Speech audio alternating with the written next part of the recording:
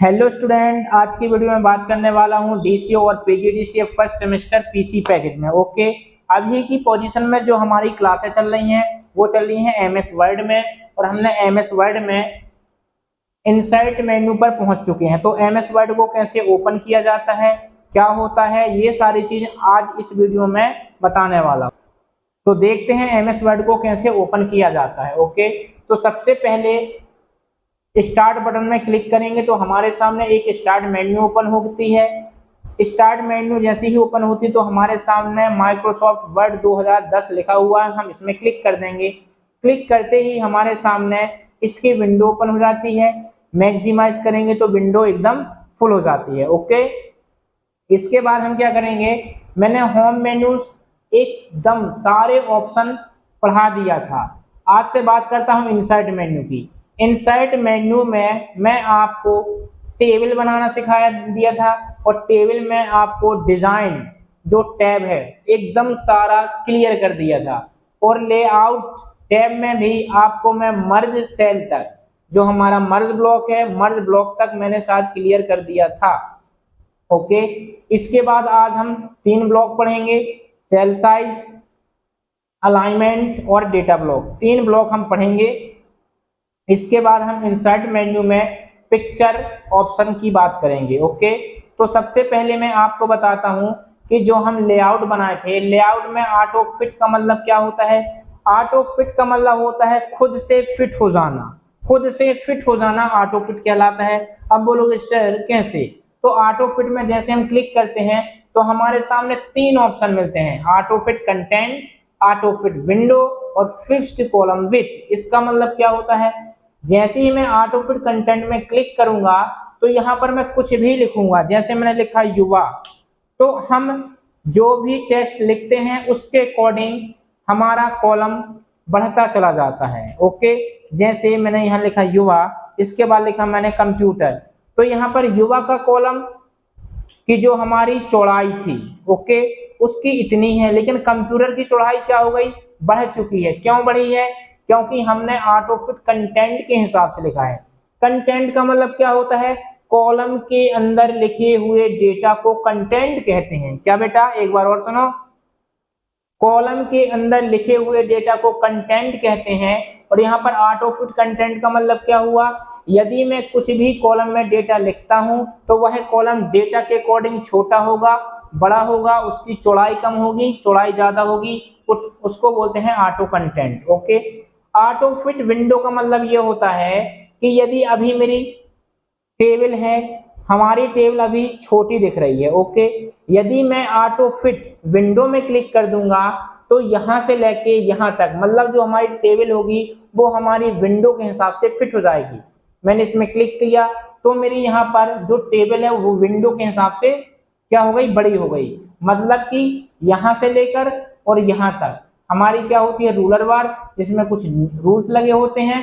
तो हमारी auto fit window में क्या होता है, जो हमारी टेबल होती है विंडो के हिसाब से फिट हो जाती है। ओके, इसके बाद आता है फिक्स्ड कॉलम विथ। जैसे मैंने इसमें क्लिक किया तो यहाँ पर मैंने लिखा युवा कंप्यूटर, यहाँ पर युवा कंप्यूटर लिखा तो युवा तो आ गया मेरा, लेकिन कंप्यूटर हमारे इस सेल में नहीं आ पाता था। तो क्या हुआ, ऑटो फिट कॉलम में जो हमारे यहाँ की विड्थ है, चौड़ाई है ऑटो की, ऑटो फिट कॉलम विड्थ मतलब जो हमारी कॉलम की चौड़ाई है वो एकदम फिक्स हो गई है। अब जो भी डेटा लिखेंगे वो डेटा आगे वाले सेल में नहीं लिखेगा और ना ही कॉलम का विड्थ बढ़ेगा, बल्कि जो लिखा हुआ डेटा उसके नीचे से लिखेगा। ओके, और यदि मैं ऑटो फिट कंटेंट कर दूंगा तो क्या होगा बेटा, इसको सेलेक्ट करूंगा, ये देखिए यहाँ पर जैसे ऑटो फिट कंटेंट किया तो यहाँ पर मेरे को दिख रहा कि युवा कंप्यूटर एक ही सेल, एक ही कॉलम में लिख गया। ओके, ऐसा क्यों हुआ, क्योंकि ऑटो फिट कंटेंट के कारण। इसके बाद आता है बेटा हमारा table row height. Table row height का मतलब क्या होता है, जो हमारी टेबल है उसकी रो की हाइट को बढ़ाने और घटाने के लिए मैं यहाँ गया, यहाँ से टेबल की रो की हाइट बढ़ गई। ओके, इसमें क्लिक किया, फिर यहाँ से मैंने क्लिक किया तो रो की हाइट फिर बढ़ गई। लेकिन मैं चाहता हूं कि रो की हाइट घट जाए तो मैं इसमें क्लिक करूंगा, यहाँ से रो की हाइट घट गई। ये होते हैं अपने ओके यहाँ से बढ़ना है और यहाँ से घटता है। इसके बाद आता है विड्थ। विड्थ क्या करता है बेटा, कॉलम की चौड़ाई को कम करेगा या ज्यादा करेगा, कैसे, जिस भी कॉलम में कर्सर रखूंगा।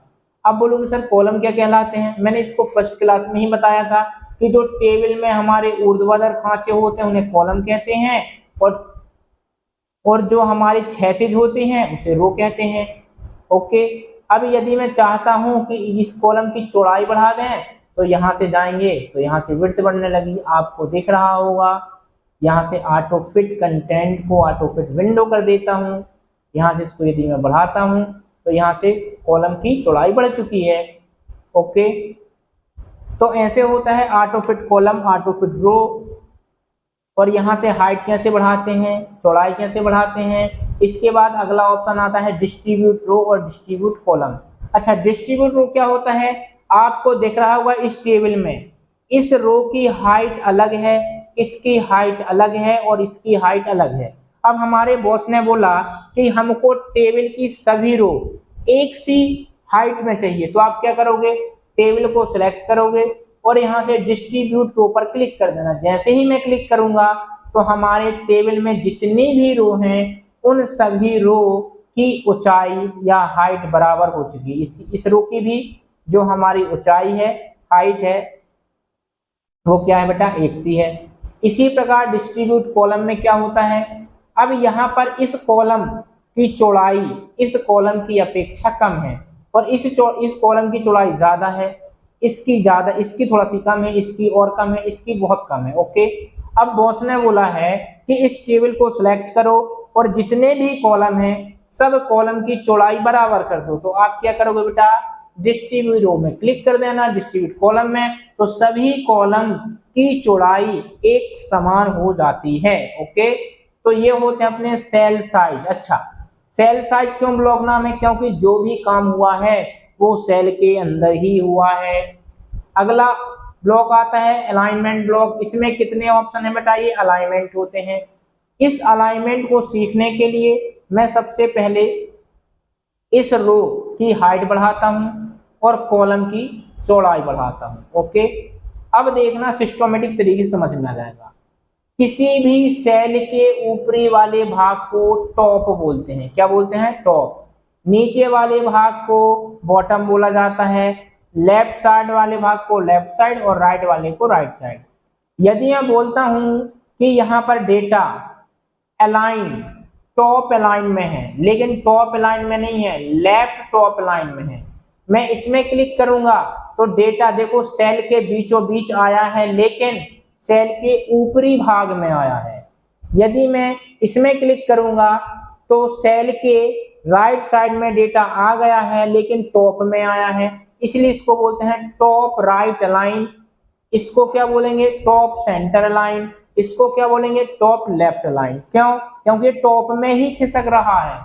इसके बाद में इसमें सेंटर। अब देखो ये सेल के सेंटर में आया है, इसमें क्लिक करूंगा तो ये सेंटर मिडिल आया है, मतलब कि हमारे मिडिल में। कहने का बात यह है कि ऊपर वाला भाग ये टॉप कहलाता है, नीचे वाला भाग बॉटम, और सेल के बीच वाले भाग को मिडिल बोलते हैं। ठीक है ना, तो ये मिडिल सेंटर हो गया, इसको बोल देंगे मिडिल राइट। ओके, सेल के नीचे वाले भाग को बॉटम बोलते हैं, इसलिए इसको बोलते हैं बॉटम लेफ्ट अलाइन।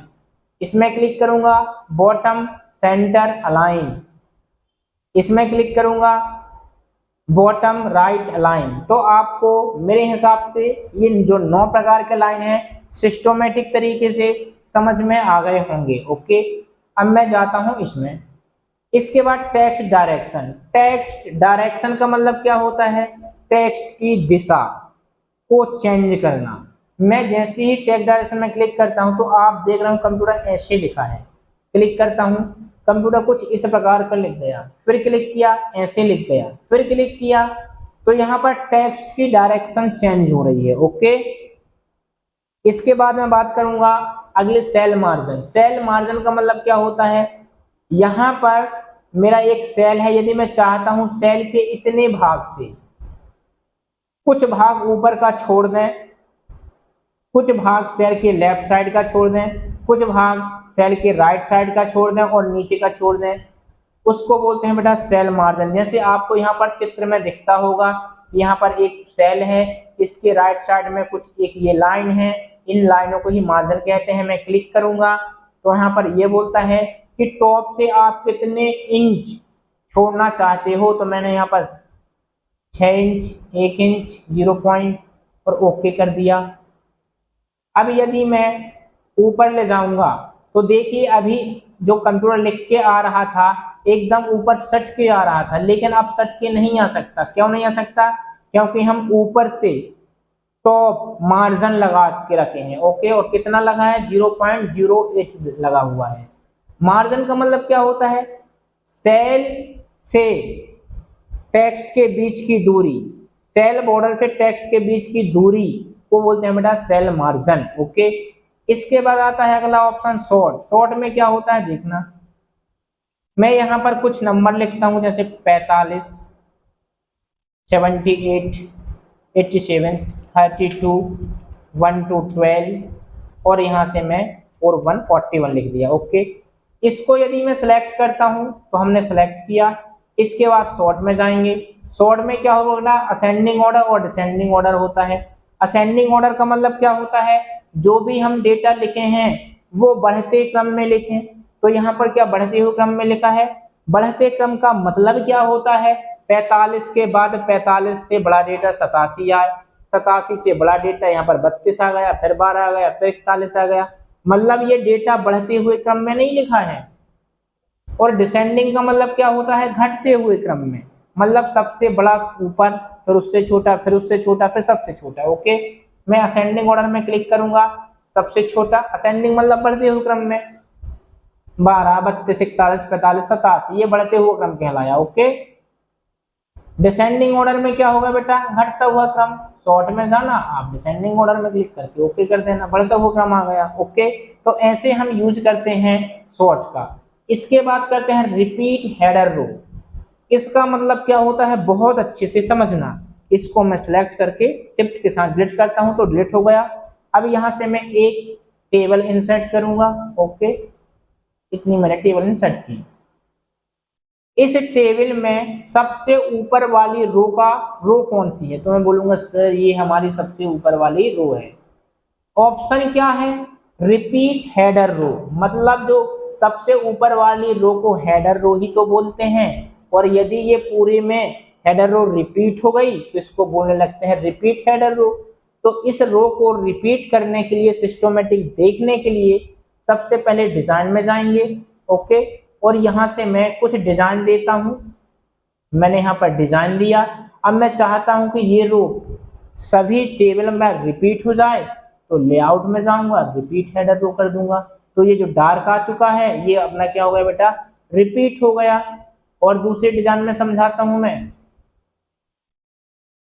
इसको मैं सिलेक्ट कर लिया और यहाँ से रिपीट कर दिया, तो अपना क्या हो गया बेटा? ये रिपीट होने हो गई।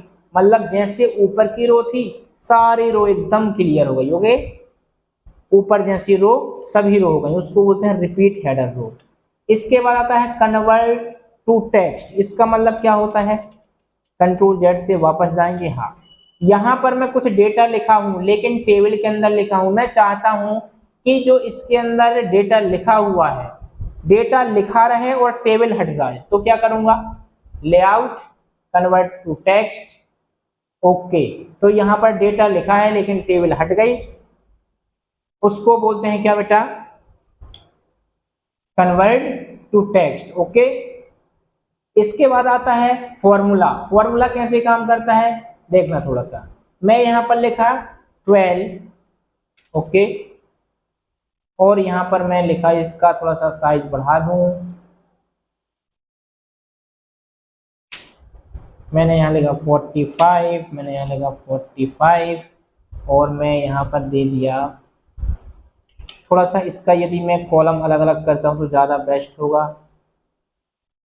एक मैंने टेबल लिया। ओके, बहुत ही इंपॉर्टेंट है ये चीज़ जी।